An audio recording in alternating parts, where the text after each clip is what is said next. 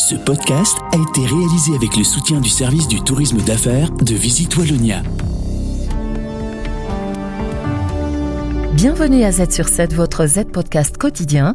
Aujourd'hui, nous sommes le 2 février et nous avons un tout nouvel épisode avec l'invité du Trendstalk pour vous, Nicolas Begert, professeur en communication politique à l'IEX, l'ULB et Sciences Po Paris. Donald Trump et ses soutiens réussissent à injecter leurs thématiques dans l'espace public. La droite domine-t-elle aujourd'hui le débat d'idées ? La question est provocante mais loin d'être absurde. Entre la vague Trump et la droitisation de l'Europe, y a-t-il un basculement idéologique ? Pour en parler, Baptiste Lambert reçoit Nicolas Begert. Est-ce la victoire de la bataille des idées ou de la communication ? Z sur 7, l'invité du Trendstalk. Une personnalité de premier plan se confie en profondeur sur ce qui a fait son actualité.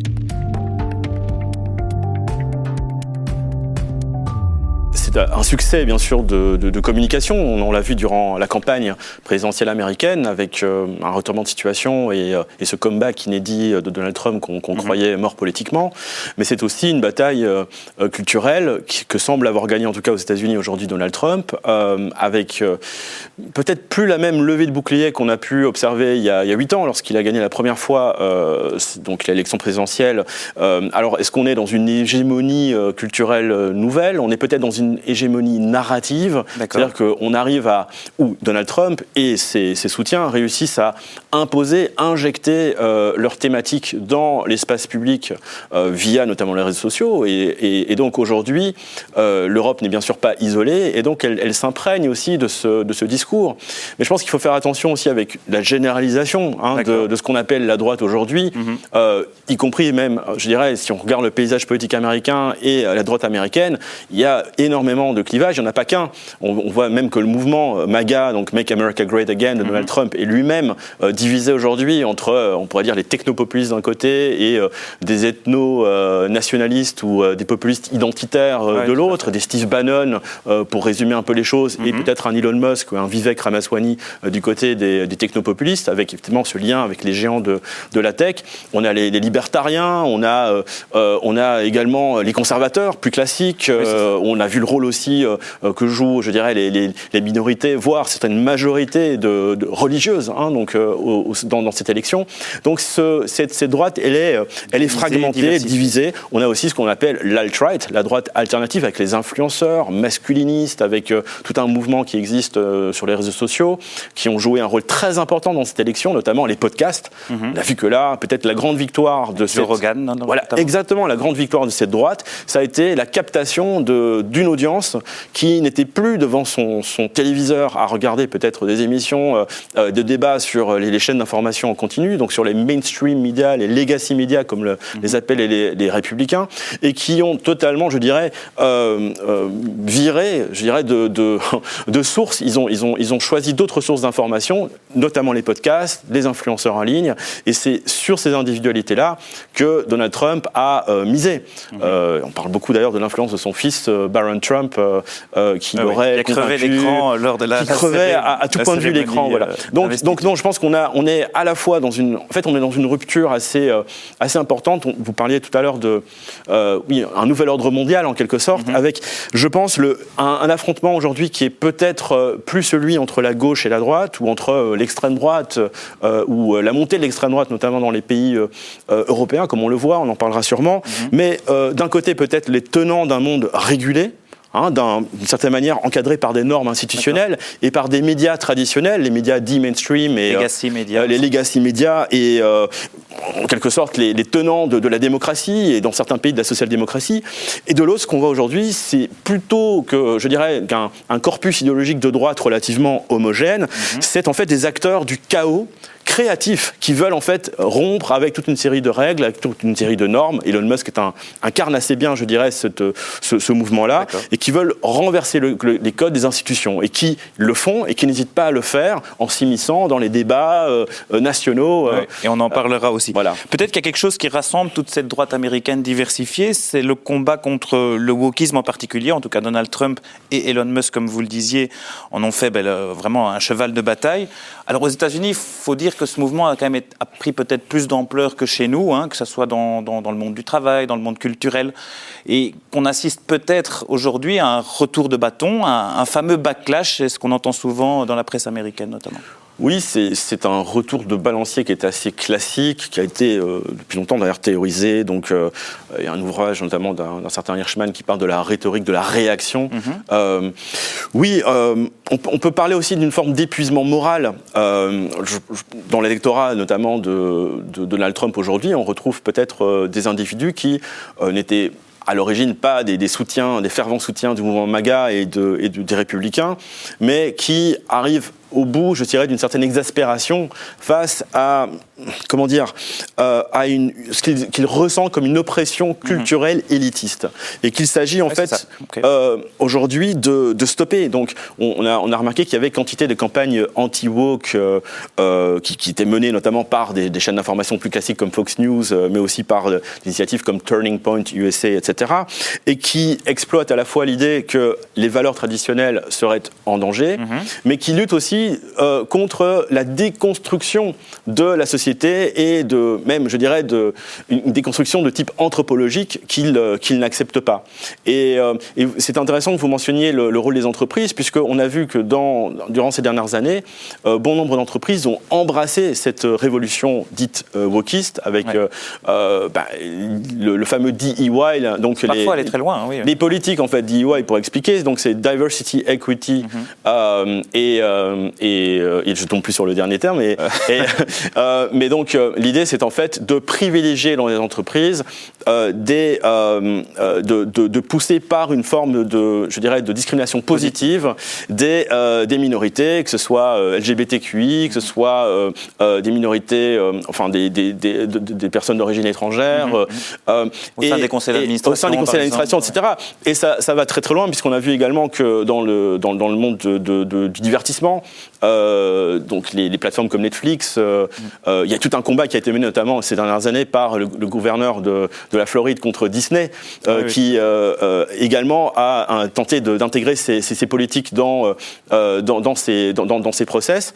Donc oui, je pense qu'il y a un moment donné, c'est un sentiment je parlais d'usure en quelque sorte, où les Américains, une partie en tout cas de la population, s'est dit non, là en fait ça va trop loin et on a l'impression qu'on nous impose ces mesures. Il y a une dimension très top-down, très élitaire, qui aujourd'hui finalement a trouvé en Donald Trump une sorte de croisée qui part en guerre en quelque sorte contre le wokisme. Et alors, ce qui est intéressant, c'est que dans l'entourage de Donald Trump, il y a quantité de personnalités de premier plan. Elon Musk, bien entendu, qui lui-même parle du woke mind virus, donc du virus mental woke, qui a tué en quelque sorte socialement, en tout cas au niveau de l'identité première, son fils. Et puis un Vivek Ramaswamy qui est aussi une figure montante de ce mouvement Trumpiste et MAGA, qui lui aussi écrit un livre pour dénoncer la place justement que prennent ces politiques DEI et woke dans les entreprises et qui en quelque sorte vont à l'encontre de la liberté non seulement d'expression, mais aussi d'entreprendre. Alors pour gagner sa bataille de communication, comme on l'a précédemment cité, Trump a sans doute été aidé par les réseaux sociaux. Voilà, on sait que X n'est plus ce qu'était Twitter. Meta va peut-être changer là prochainement. Pour ceux qui ne sont pas sur Twitter et qui ne sentent pas ce changement, pouvez-vous expliquer ce qui s'est passé et peut-être ce qui se passera à l'avenir, dans un avenir très proche sur Meta, quoi. Oui, alors on parle parfois même de radicalisation algorithmique. En fait, la plateforme X qui a donc été... donc l'ancien Twitter a été racheté en 2022 par Elon Musk. Elon Musk qui, en tout cas, le récit qu'il a construit autour de ce rachat, c'est un investissement à perte, mais pour sauver l'Amérique, pour sauver peut-être l'élément central de son discours aujourd'hui politique, c'est la liberté d'expression, c'est le free speech. Et donc, il a constaté, lui qui était déjà un utilisateur, je dirais, chevronné, l'un des comptes les plus suivis sur Twitter avant le rachat de la plateforme, que l'algorithme avait changé, qu'il y avait une censure, en tout cas une modération extrêmement agressive en place, que depuis 2021, depuis l'attaque du Capitole et le bannissement de Donald Trump sur ces plateformes-là, mais également sur d'autres, ça fait suite à tout ce mouvement, en fait, il y a eu une politique de modération plutôt favorable au camp démocrate et avec toute la diaspora trumpiste qui a été éjectée aussi en quelque sorte de cette plateforme. On parlait même de Twitter Prison, de prison Twitter. Donc là, il y a un retour de balancier. Il y a un retour de balancier qui, je pense aussi, bien sûr, il y a le démantèlement de l'ancienne modération. Il y a la volonté aussi de mettre en place une sorte de Far West informationnel aujourd'hui, avec, on en parlera peut-être, mais avec ces community notes qui garantissent en quelque sorte la véracité de certaines affirmations. Mais c'est aussi une nouvelle grammaire communicationnelle qui s'est mise en place aujourd'hui, avec et aussi un business model, parce qu'il faut voir que derrière X, il y a la volonté aussi de capitaliser sur tout un certain nombre de fonctionnalités. 40 milliards d'investis, il faut quand même un moment. Alors, effectivement, il y a aussi l'intelligence artificielle avec la plateforme Grok, qui est l'anti-chat GPT, puisque Elon Musk estime qu'à côté de Twitter, il y a d'autres problèmes qu'il faut régler, notamment le virage woke que prennent les intelligences artificielles. Donc ça va partout. Même par exemple, ChatGPT et d'autres intelligences artificielles sont considérées comme, enfin en tout cas, ont un biais progressiste qui ne lui convient pas. Et même chose pour Wikipédia, qu'on a vu qu'il était également en guerre contre tout ça. Donc l'idée, c'est de recréer un écosystème informationnel et communicationnel, tout compris. Donc, et un peu sur le modèle chinois, pour les téléspectateurs qui connaissent peut-être la plateforme Weibo, où vous pouvez également payer, par exemple, avec votre téléphone portable, vous êtes directement identifié. Donc voilà, donc on est dans quelque chose de beaucoup plus intégré. Une méga application, et qui fait, bien sûr, concurrence à terme peut-être à Google et à d'autres grands noms de la tech. Ouais, c'est ça. Et alors, sur Meta, justement, on parlait de ces communautés notes, ça va peut-être être intégré à Meta. Donc voilà, pour expliquer simplement, il y a par exemple une information, les gens peuvent la modérer suivant des sources qui sont parfois en fait les legacy médias. Donc bien souvent, ce sont des sources qui sont les médias traditionnels. Oui. Est-ce que ça vous semble quand même quelque chose à ressortir de positif dans tout ce marasme de free speech et de changements algorithmiques? Alors ça permet de faire l'économie de la modération, et qui sera de toute manière toujours critiquée et décriée, puisque par définition, qui sont les fact-checkers? Qui fact-check les fact-checkers? C'est un problème qui est d'ailleurs apparu au moment du débat des vice-présidents. Donc durant la campagne présidentielle américaine, il y a eu ce fameux face-à-face entre J.D. Vance et Tim Walz. Et à un moment donné, les journalistes qui font leur travail ont décidé de fact-checker une information donnée par J.D. Vance. Sauf que ça s'est retourné contre elle à ce moment-là, puisque J.D. Vance a dit attention, parce que là, c'est moi qui vais vous arrêter. Ce que vous dites est une fake news et je vais rectifier. Donc en fait, on voit qu'il n'y a plus de fin, et qu'il y a aussi une sorte d'usure du principe même du fact-checking aujourd'hui. Donc, les community notes, c'est effectivement une vérification horizontale, bottom-up, avec cette idée que la masse... La loi du nombre. Voilà. La loi du nombre, c'est... En fait, il y a une démocratisation en quelque sorte de la modération qui se met en place, avec des liens, avec la possibilité, un peu comme sur Wikipédia, qui pourtant est un modèle qui est éminemment critiqué et par Elon Musk, qui en fait permet effectivement d'éviter certains biais de confirmation, y compris idéologiques, c'est-à-dire qui tendent peut-être davantage vers le camp progressiste. Et donc là aussi, c'est de dire, écoutez, moi je m'en occupe plus. Et alors, évidemment, il faut quand même citer une révolution, c'est le fait que Mark Zuckerberg a également décidé d'adopter le même procédé, de dire à partir de maintenant, moi je suis bien content aussi de me débarrasser de cette responsabilité qu'on m'a mis dans les pattes. Et qui coûtait assez cher, et qui fait suite au scandale Cambridge Analytica, à la victoire du Brexit, pauvre Mark Zuckerberg qui a dû emmener répondre aux questions du Parlement européen et qui a été critiqué de tous bords par Guy Verhofstadt, par Nigel Farage, parce que finalement on le mettait devant cette responsabilité qui n'était pas la sienne au début, qui dit mais moi à l'origine, le business model de Facebook, ce n'est pas de faire, je dirais, du contrôle de contenu, c'est de permettre d'ouvrir l'agora et d'offrir une plateforme finalement à tout un chacun. Et on revient un peu à cet idéal des origines, mais avec ce principe du community notes qui a été repris, et c'est une victoire encore une fois pour Elon Musk. Alors au-delà de ces réseaux sociaux, Donald Trump semble recevoir un soutien toute la tech, hein, et ce n'était pas forcément le cas en 2017, loin s'en faut. Donc on est en train de se dire, mais aux États-Unis, où sont les contre-pouvoirs, quoi? Alors c'est vrai que cet alignement des grands noms des GAFAM lors de son discours lundi dernier, donc c'était assez impressionnant puisque ils étaient tous là. Ils étaient tous là. Alors c'est vrai que pendant très longtemps les républicains, notamment Ted Cruz, qui est une figure très importante, notamment au Texas, avait expliqué que la Silicon Valley, elle avait pris fait et cause pour le camp démocrate.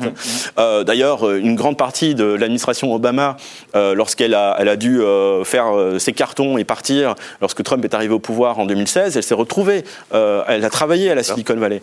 Donc, et on a vu que 5 ans plus tard, lorsqu'il y a eu cette attaque sur le Capitole, eh bien, on a vu un phénomène de cordon sanitaire, on dirait en Belgique, et de censure qui s'est mis en place. En fait, quasiment toutes les plateformes ont banni Donald Trump et toute une série de soutiens du camp MAGA. Donc aujourd'hui, on retourne sa veste. C'est surtout le cas d'un certain Mark Zuckerberg, qui visiblement, même vestimentairement et physiquement, semble avoir changé. Il fait du MMA. Il est transformé. Il rentre un peu dans cet univers de la bro tech, c'est comme ça qu'on l'appelle aux États-Unis. Donc il y a un discours masculiniste qui est aujourd'hui aussi assumé par Zuckerberg. Mais ce qui est intéressant, c'est effectivement, qu'il y a une sorte de réalignement derrière Donald Trump. Toutes ces personnalités-là, les Bezos, Musk, bien entendu, mais Zuckerberg, ont été, je dirais, non pas à Canossa, mais à Mar-a-Lago pour écouter et pour se réaligner sur les priorités de Donald Trump. Donc aujourd'hui, on est effectivement dans une nouvelle mouture du mouvement MAGA et du Trumpisme. On est plutôt dans une sorte de techno-populisme, puisque la tech et le populisme originel du mouvement trumpiste travaillent main dans la main. Et par contre, la réponse du camp d'en face, démocrate, on les citait, elle est un peu inaudible, hein, et on a l'impression qu'ils sont KO debout, on n'entend plus personne. Hein. Non, mais je pense que la fin de carrière de Joe Biden a été bien sûr était très compliquée dans la mesure, d'une part, où il n'est pas censé se représenter, et puis on se rappelle bien sûr de tous les épisodes, le débat désastreux face à Donald Trump en juin dernier, et puis Kamala Harris qui est désignée finalement sans scrutin interne, sans débat, comme la candidate du camp démocrate. Donc on est arrivé... Mais au-delà de la fin des années Biden, c'est presque la fin du chapitre Obama, en quelque sorte, qui a été acté par cette élection. C'est toute cette période qui a démarré finalement en 2008 avec l'arrivée d'Obama au pouvoir, puisqu'on a vu encore le rôle très important que jouait comme figure tutélaire du camp démocrate un Barack Obama durant cette campagne. Donc oui, c'est un parti qui aujourd'hui est éminemment fragilisé, critiqué et critiquable probablement. Il y a aussi un écart générationnel important au sein du camp démocrate. On a une fracture entre les modérés, les grands donateurs notamment, et l'establishment du parti, et puis de l'autre côté, finalement, les progressistes beaucoup plus radicaux, mais qui n'ont pas encore trouvé réellement leur figure d'incarnation. Alors il y a bien sûr des personnalités parmi les plus âgées, comme Bernie Sanders, qui a tenté l'expérience de l'élection présidentielle à plusieurs reprises, et puis Alexandria Ocasio-Cortez, qui incarne cette frange plus modérée, mais qui n'arrive pas aujourd'hui à fédérer, comme le fait un Trump du côté républicain. Donc, et puis il y a aussi une réaction, je dirais, et là on est plus dans la communication, c'est que le Parti démocrate américain n'a fait que de l'anti-Trumpisme ces dernières années. Et ça, c'était étrange, puisqu'il était au pouvoir. Et sur la dernière partie, la dernière séquence, je dirais, des élections, ça a été avant tout une posture défensive qui a été adoptée, qui a été choisie par le Parti démocrate, face à la saturation médiatique de l'autre côté d'un Trump qui... finalement présentait une idée par jour et présentait un ralliement par jour, un nouveau soutien par jour, que ce soit, et notamment des anciens démocrates comme Robert Kennedy Jr., comme Tulsi Gabbard. Donc finalement, il a totalement contrôler le récit médiatique, là où les démocrates n'ont été que dans une posture, finalement, on a adopté une posture victimaire et de... Oui, l'idée de faire barrage, un peu comme on a vu en France durant l'été dernier également, barrage pour sauver la démocratie, sauf que il y a une crise démocratique de légitimité aussi au sein du Parti démocrate. Ouais. C'est intéressant. Alors peut-être une toute dernière question au niveau des États-Unis avant de se pencher sur l'Europe et puis la Belgique. Donald Trump est visiblement beaucoup mieux préparé qu'en 2017. On l'a vu dès son investiture, les quelques heures après, il signait déjà des dizaines de décrets. Oui, en fait, cette investiture n'a fait que donner le feu vert d'un travail effectivement qui a été... finalement, tous ces documents avaient été préparés depuis plusieurs semaines. Il n'arrive pas seul, il arrive en équipe. Lorsqu'il avait effectivement gagné les élections en 2016, c'était une victoire surprise, y compris pour lui, il l'a admis d'ailleurs, il a en quelque sorte confié la constitution de son équipe au Parti républicain. Et finalement, c'est les caciques du Parti républicain qui se sont imposés à lui et qui, évidemment, mois après mois, se sont entrechoqués avec la personnalité, l'ego d'un Donald Trump, d'où les multiples démissions. Alors aujourd'hui, c'est un petit peu différent. Il a choisi, en fait, le tropisme de Trumpien en termes de choix, c'est la fidélité, c'est la confiance. Alors, évidemment, il l'a déjà fait dans le passé en nommant des proches, même avec des liens de parenté, donc que ce soit ses fils, sa fille, qui avait un rôle important, son beau-fils, Jared Kushner, etc., qui ont eu un rôle vraiment clé aussi, notamment au Moyen-Orient. Mais aujourd'hui, il y a tout un travail. Et maintenant, voilà. Ça, en fait, la famille s'est élargie. D'ailleurs, Elon Musk a fêté les fêtes de fin d'année avec la famille Trump. Donc, le clan Trump s'est élargi à toute une série de personnes, dont effectivement des anciens démocrates, qui étaient marginalisés dans leur camp, comme Robert Kennedy Jr., mais également toute une série de personnalités, évidemment Elon Musk étant peut-être la recrue la plus importante, mais qui donne en tout cas l'impression à l'électeur qu'il n'arrive pas seul et qu'il a un plan. Qu'il a une équipe forte. D'ailleurs, dans les médias plutôt conservateurs, on parlait, il y avait toute une série, je dirais, de métaphores ou d'associations d'idées avec les Avengers, cette idée d'équipe où chacun incarne une sorte de projet. On a un Robert Kennedy qui veut rendre la santé à l'Amérique, make America healthy again. On a effectivement Kash Patel qui veut démanteler totalement le FBI et faire la lumière sur toute une série de secrets d'État. Donc c'est un feuilleton. Il y a une feuilletonisation, il y a presque une Netflixisation, je dirais, de la vie politique américaine, et qui a été incarnée par des personnalités très fortes, mais qui semblent, en tout cas aujourd'hui, toujours fidèles à Donald Trump, même si on peut déjà noter toute une série de divergences, de différences de points de vue au sein du mouvement MAGA, avec notamment, là aussi, peut-être de futurs conflits à l'horizon. Alors en Europe, la droitisation de la politique n'est pas quelque chose de nouveau, la droite extrémisation aussi, on peut le dire, mais tout semble s'accélérer pour le moment. Et d'un autre côté, il y a une sorte d'internationalisation du mouvement MAGA. Donc on voit le président des États-Unis qui a de plus en plus de relais en Europe, internationaux. Alors, effectivement, je parlais de la confiance. L'idée, je pense qu'a Donald Trump aujourd'hui, c'est d'aller choisir lui-même ses alliés, voire ses futurs alliés. D'accord. De dire, moi, à partir de maintenant, je négocie tout. Donc ça a toujours été the art of the deal, donc l'art de faire des deals. Ça a été un best-seller de Donald Trump il y a une trentaine d'années maintenant. Et donc il a compris que pour faire des deals, pour montrer qu'il n'est d'une part pas seul, comme il l'était peut-être en 2016, eh bien il se charge des alliés dans les différents États, notamment européens, mais on le voit aussi en Amérique du Sud avec un certain Javier Milei qui est totalement compatible, je dirais, avec l'agenda technopopuliste et libertarien incarné aussi par Elon Musk. Donc c'est vrai que alors je dirais que même Elon Musk aujourd'hui joue un rôle plus important puisque grâce à cette agora numérique donc X et cette capacité d'agir en agenda setter, donc quelqu'un qui impose, qui injecte des idées dans le débat public, y compris dans les débats publics nationaux. On l'a vu au Royaume-Uni, on le voit aujourd'hui en Allemagne. Eh bien, il peut déréguler quelque peu le débat public et tourner, ou en tout cas faire réagir, y compris la presse nationale de ces pays-là, à toute une série de thématiques qui, jusque-là, sortaient du champ du disciple, pour le dire de manière un peu docte, mais qui n'étaient pas abordées, des questions d'immigration, voire on le voit en Allemagne, il y a des questions de remigration. C'est un terme qui est revenu notamment dans le discours d'Alice Weidel, qui est donc la candidate à la chancellerie du parti alternatif pour l'Allemagne, l'AfD.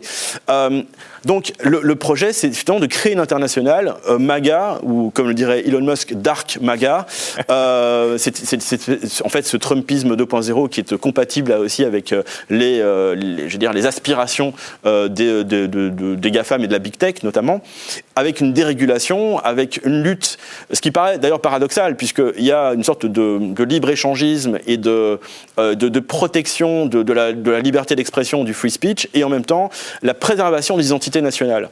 Donc dans l'allocution d'Elon Musk, très courte d'ailleurs, qu'on voit à l'écran ici lors du discours d'Alice Weidel à Halle en Allemagne la semaine dernière, c'était de dire, en fait, les Allemands aujourd'hui, vous devez être fiers de votre identité et vous devez préserver votre spécificité ethnoculturelle en quelque sorte dans ce tissu humain, anthropologique au niveau mondial. Et donc il y a vraiment à la fois un agenda ethno-conservateur et de l'autre une sorte de turbo-libéralisme qui fusionne dans cette... Et donc, ils cherchent des partenaires qui partagent en tout cas ces idées-là. Et on le voit notamment avec le mouvement Nigel Farage au Royaume-Uni, même si Nigel Farage lui-même a été donc le Reform UK Party, lui-même n'est pas directement soutenu par Elon Musk parce qu'il le trouve trop mou, en quelque sorte. Donc, vous voyez jusqu'où on va. Mais c'est trouver systématiquement des partenaires. Et alors, non, en Italie, il n'y a pas de problème, puisque c'est Giorgia Meloni qui est au pouvoir et qui coche littéralement toutes les cases.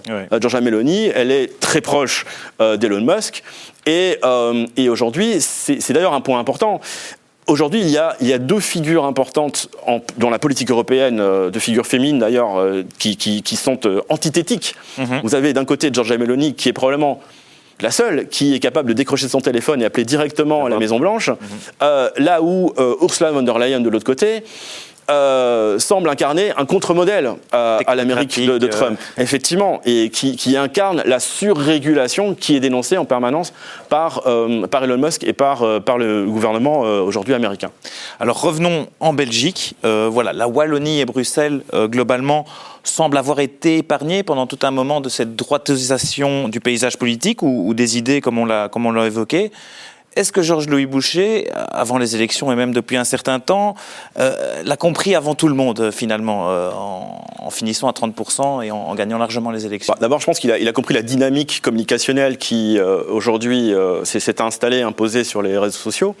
Donc, bien sûr, il a compris aussi, je pense, l'importance stratégique du combat culturel anti-woke, même si ce thème est peut-être moins porté aujourd'hui dans les médias en Belgique, et parce qu'on se heurte là aussi à peut-être un discours encore dominant qui critique en fait mais ça commence petit à petit, notamment avec l'action du Centre Jean Gol, donc qui est un think tank politique qui mène une sorte de bataille des idées, et bureau d'études du MR en quelque sorte. Exactement, le bureau d'études du MR, et donc on sait qu'il y a déjà une hyper-personnalisation l'incarnation du MR par la figure ultra médiatisée d'un Georges Boucher, c'est en soi une stratégie, on est une forme de néo-sarkozysme, une omniprésence médiatique et politique, et en même temps, c'est accepter le fait qu'on aille au clash.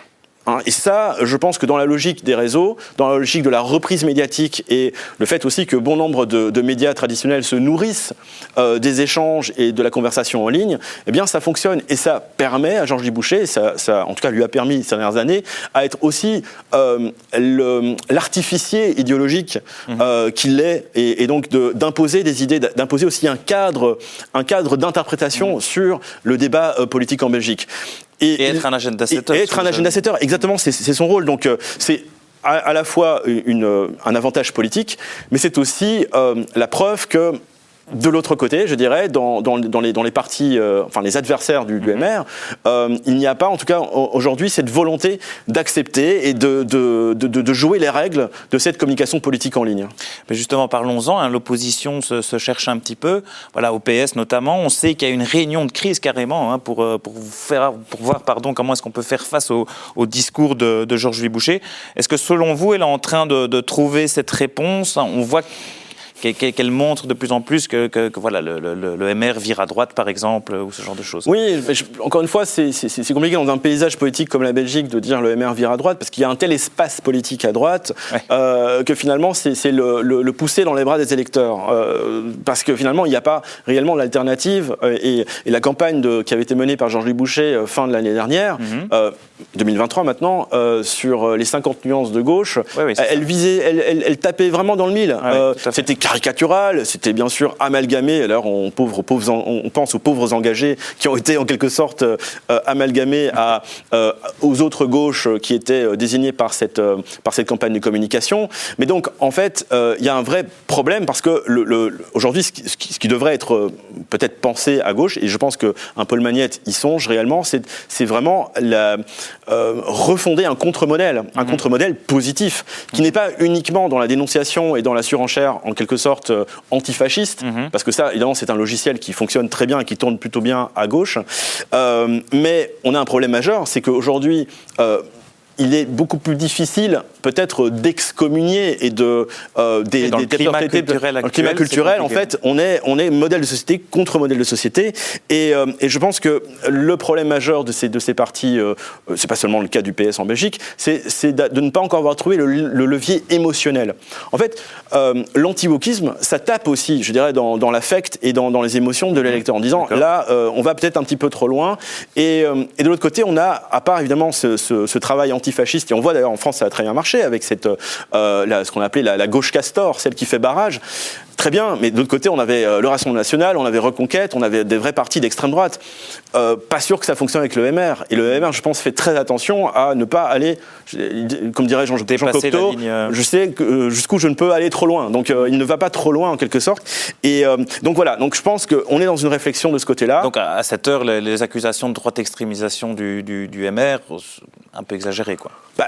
Encore une fois, tout dépend. Enfin, là, on met le curseur, et c'est vraiment une question de sociologie politique. Si je vous pose la question en Belgique, on va dire, oui, il y a peut-être quelques sorties qui frisent avec certains thèmes, avec des thèmes identitaires ou contre l'immigration, nationaliste, etc. Même si on n'a pas ce grand mouvement nationaliste en Belgique, bien entendu, comme il existe en France notamment. Mais le même débat public aux États-Unis ou même en Italie ferait, je pense, sourire. Donc non, je pense. Mais c'est vrai qu'il y a une transformation, en tout cas, qui est opérée et qui se fait en réaction pour le moment à ce que met sur la table en termes d'idées, en termes de positionnement très fort et clivant un Georges-Louis Boucher, mais qui devrait aussi peut-être à un moment donné se transformer en force de proposition. Voilà. Oui, d'accord. Et mais donc on le voit. Ce retour de balancier historique peut-être revenir. Bon, c'est une question évidemment compliquée de savoir si la gauche pourra répondre à ça. Mais on voit qu'il y a quelque chose qui se passe quand même, c'est au niveau de la rue. On voit que là, il y a une proposition d'opposition, en tout cas, qu'on peut voir, qui est sensible et qui semble se dessiner aujourd'hui. On le voit avec les manifestations. C'est peut-être là que la gauche peut renaître, entre guillemets. Oui, mais alors attention, parce qu'on a déjà vu lors des mouvements de lutte contre le changement climatique, et même les Gilets jaunes en France, par exemple, et on a aussi des mouvements similaires, que les partis n'ont pas réussi à capitaliser, à capter cet électorat. Et je pense qu'il y a un vrai problème justement avec ces... c'est d'ailleurs une fausse idée de penser que les gens ne s'engagent plus, que les jeunes notamment, je vois avec les étudiants, ne s'engagent plus ils s'engagent plus en politique, ils n'ont pas envie d'être entre guillemets encartés, de prendre une carte de parti, de prendre pour argent comptant un programme et de se soumettre. Mais ils ont une conscience politique. Mais ils ont une conscience politique assez forte.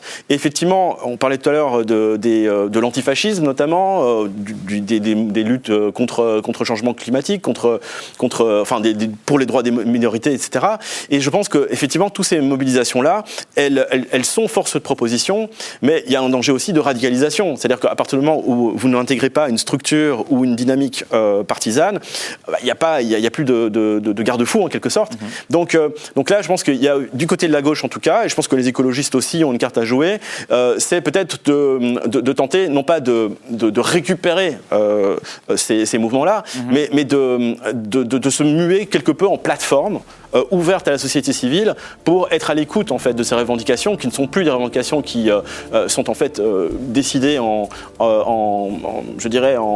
petits groupes autour d'un bureau politique, mais qui doivent faire écho à des aspirations sociétales qui sont effectivement portées, y compris aujourd'hui dans des mobilisations et dans des manifestations. La droite pourrait gagner une bataille idéologique en imposant ces thèmes dans le débat public, tandis que la gauche peine à formuler une réponse efficace. Elle devrait alors être à l'écoute des revendications. Merci à tous et à toutes d'avoir suivi cet épisode du Z-Podcast. On se retrouve demain pour l'info à ne pas manquer, où nous parlerons de l'accès à la propriété.